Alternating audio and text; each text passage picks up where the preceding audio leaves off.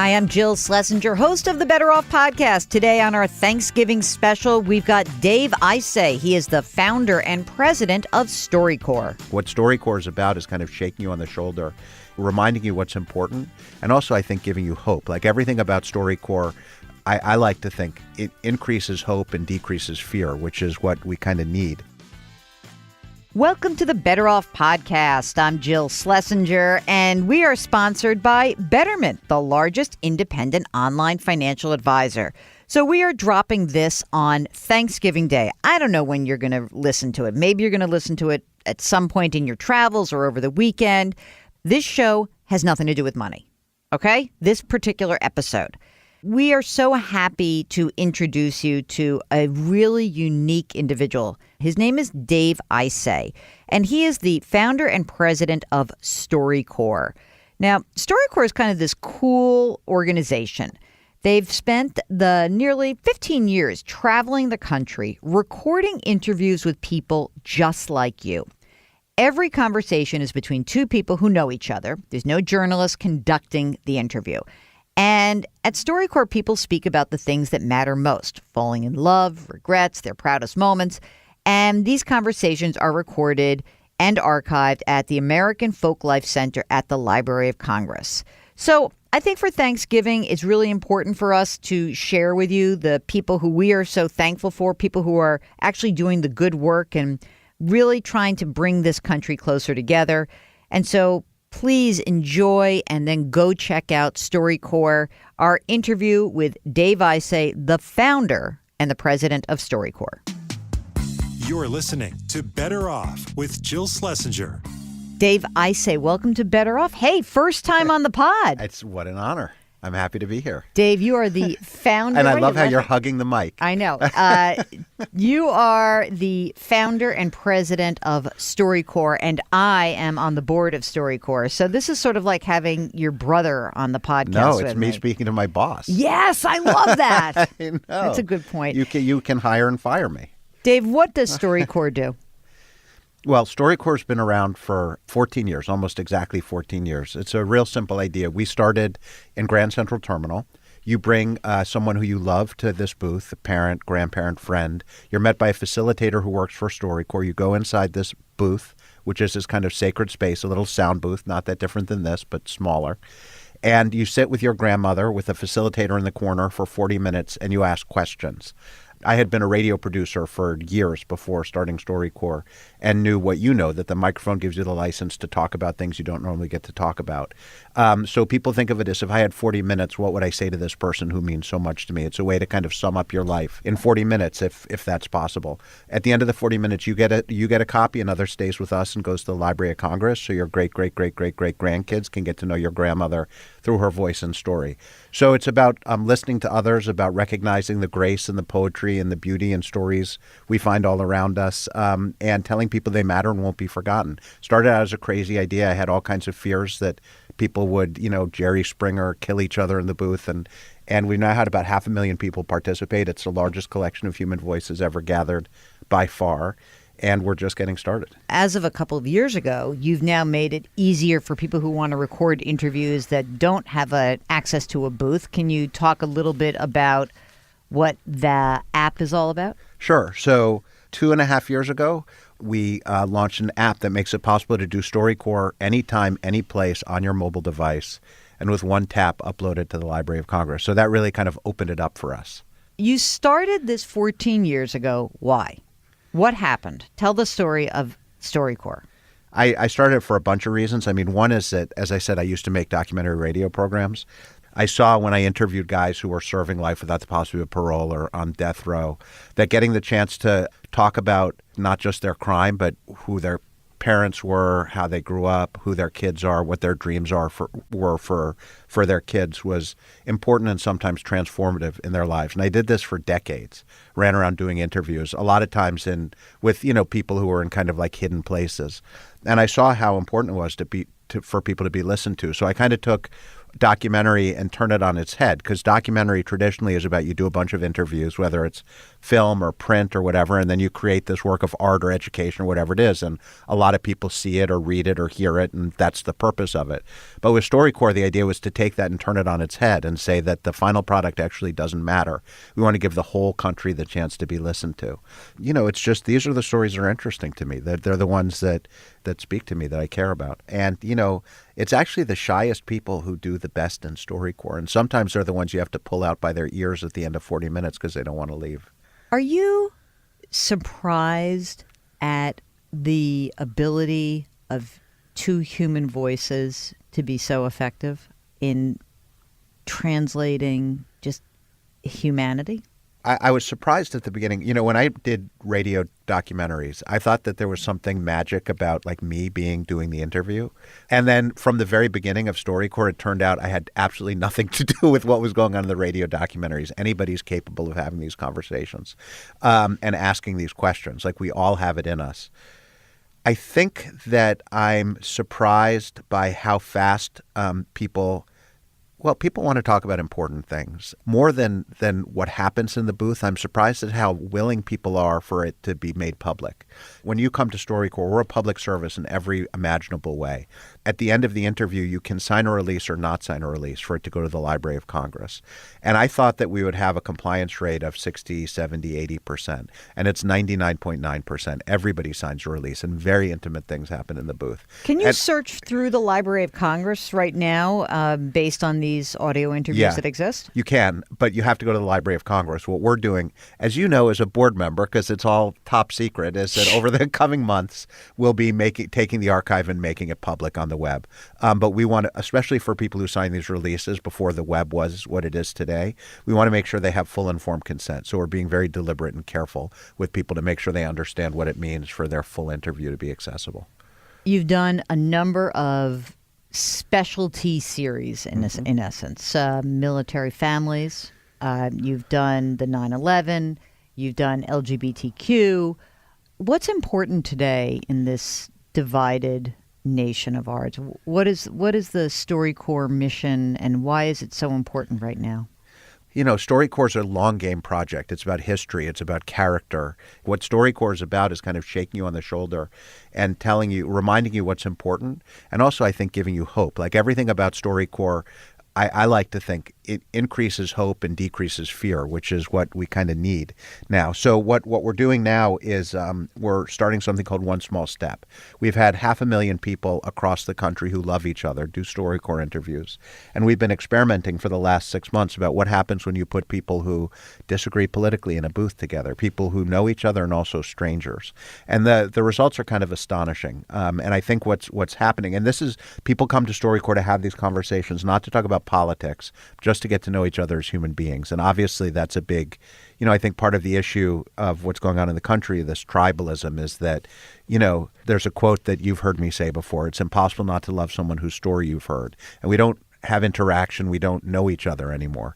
So the idea is to get people to come in and get to know each other as human beings in StoryCorps. And what we're finding is it's kind of the opposite.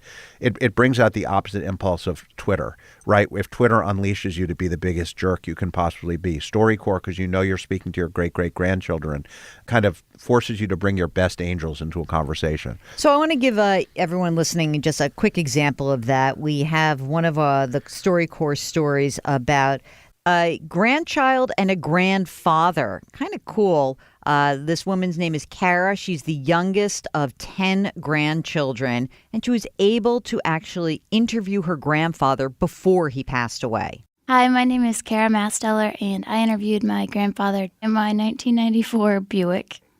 How did you know that Grandma was the one? Well, she was a good looker.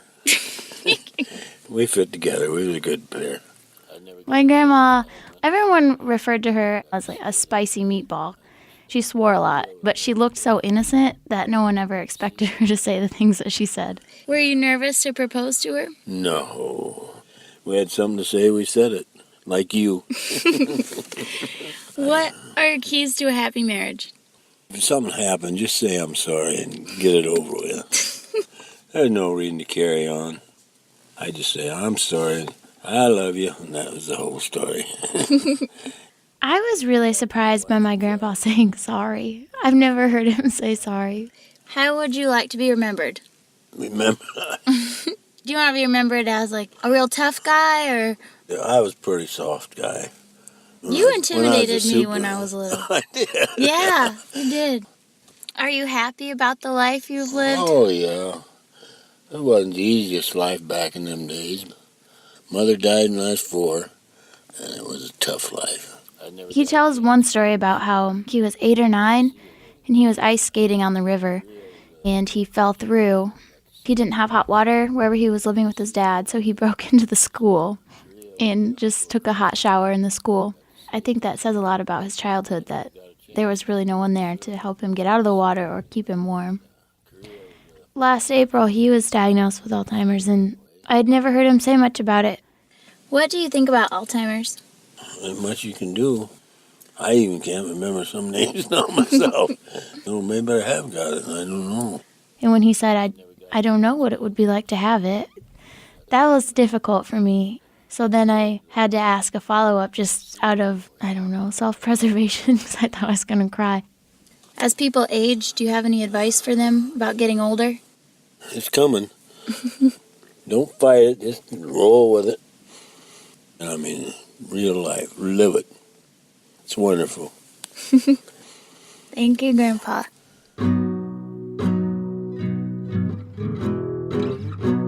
After the interview, my grandpa and I talked a lot more. The last thing he said before we got out of the car was, "Let's give 'em hell, kiddo." So that is the quintessential essence of StoryCorps. Two people talking to each other, revealing themselves, maybe in a familiar way, but maybe new information comes up as well. This is Better Off with Jill Schlesinger. We'll get back to our interview with StoryCorps founder Dave Isay in a moment.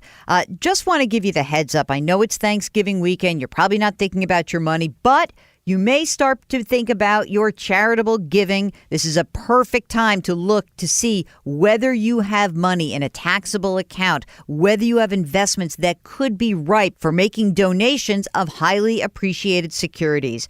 On Tuesday, go to our sponsor's website, betterment.com, and you will learn how you might be able to give highly appreciated securities more seamlessly, indicate the amount and the charity, and Betterment does the rest. Betterment even shows customers their estimated tax savings from the donation. Just go to betterment.com and you can learn more about how you can donate shares to various charities. That's betterment.com. And now back to our interview with StoryCorps' Dave Isay. Dave, the getting people who are on opposite ends of the universe sitting in a room. Tell me what that's like for you.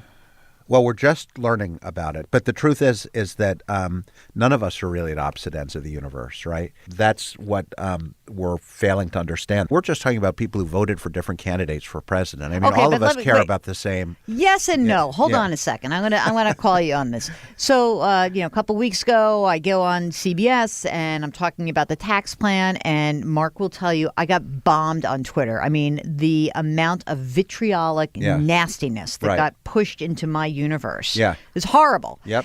I was not giving an opinion. I was giving, it was not like a subjective analysis. I was just saying, like, these are the numbers. This is what's happening. And I got just absolutely raked over the coals. And it made me feel like I wanted to crawl into a hole. I literally said to him, like, I'm never going on Twitter. I don't want to look at that. I don't want to touch that. And I hate those people. Right. How can I not hate those people? They're so mean. I know. When I went on a little radio show to try and get the first volunteers to work on this thing, one of the emails that came into the box of people who were volunteering said, "I love the show." And in the body of the email was the same thing. It was directed to me, and it called me every name in the book, which I actually can't say, and a snowflake and everything else. And I felt the same way, right? I was on a plane when I read it.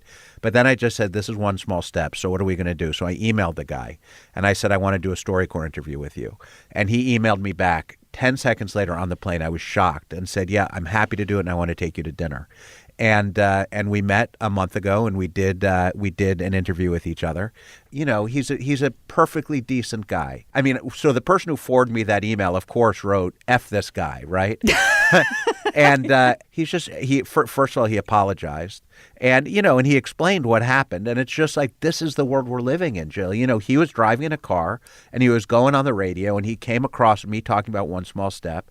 I actually, because he responded so quickly with an email that was nice, I thought that maybe he was either drunk or high or someone had taken his account, but it was him.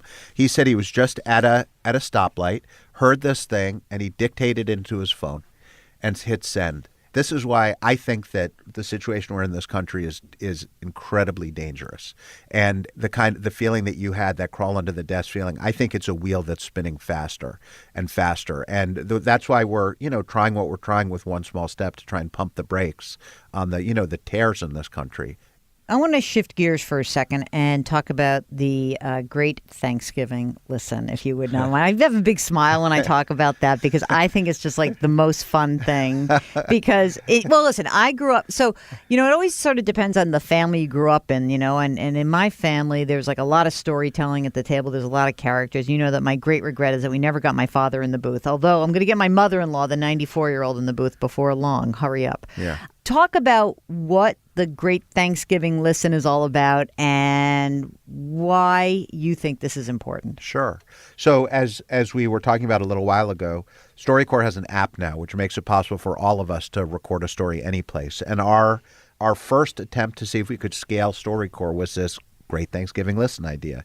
And essentially it's this. We ask teachers. So attention teachers or people, if you know a teacher, please let them know about this. We asked U.S. history teachers in particular, social studies teachers, high school, to assign their students over Thanksgiving weekend to take an hour on the StoryCorps app and to record Honor an Elder with an interview. And on the app, it walks you through the entire process. We have all kinds of materials for teachers as well. Typical kind of great questions that people ask are, who's been kindest to you in your life? What are the most important lessons you've learned? How do you want to be remembered? It's really an incredible experience. And then after you're done the interview, you tap a button and it goes to the Library of Congress. So we started this 2 years ago, and you were on the board. I think you probably remember. We had the idea just 2 months, I think, before Thanksgiving. We did a lot of press and tried to get people to do this. And on Thanksgiving Day of the first Great Thanksgiving Listen, we saw nothing happen. You're like waiting and waiting and waiting. And then on Friday, we saw nothing happen. And on Saturday, we saw nothing happen. And I went on radio shows and did print interviews saying, this failed, but, this is so important, we're going to keep trying. And then on Sunday evening, I got a text from a colleague saying, you better look at what's happening on the app. And we had 50,000 interviews come in one night, which is as many as we'd had in the first 10 years of StoryCorps. And I am an old dad and had didn't connect to the fact that kids wait until Sunday night to do their homework. So that was the mystery of year one. This will be year three, especially at this moment in the country when we are so disconnected and we're surrounded by so much white noise. I hope people will take an hour just to help remember and help our kids remember people who are living honorable lives. So please reach out. The website is thegreatlisten.org for teachers to sign up. You don't have to be a student. You can do it yourself. You can have your kids do it. But on Thanksgiving weekend, let's make a national effort to record a generation and honor them, say thank you, and remind us all, what it really means to be an American. I never met your kids. I've met your wife, but I haven't met your kids. Yeah. What haven't you told your kids yet that you need to tell them? Well, there's a lot I haven't told. Well, I try to tell them. So I have a 6 and a 9-year-old. And so now you're turning this into a StoryCorps interview, right? Well, I mean, the most, I think they know that they're the most important of all, which is the important thing to tell people and the truth. But, I think that they don't have to listen to my voice to understand what it is I want them to know, because really the archive of StoryCorps tells that. I mean, we're collecting the wisdom of humanity and there's nothing surprising in it. It's to be, to live an honest life and be kind to other people and find what it is you're meant to do and don't waste time, and all they can hear what I have to tell them by listening to these other voices as well.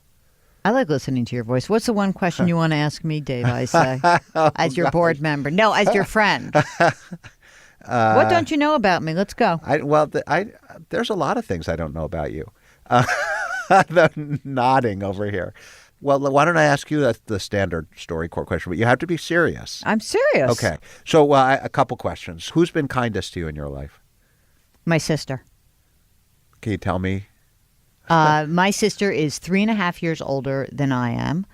I was the very good athlete in the family, and I got a ton of attention, most of the attention of my father, and she really didn't get a lot of it at all from him.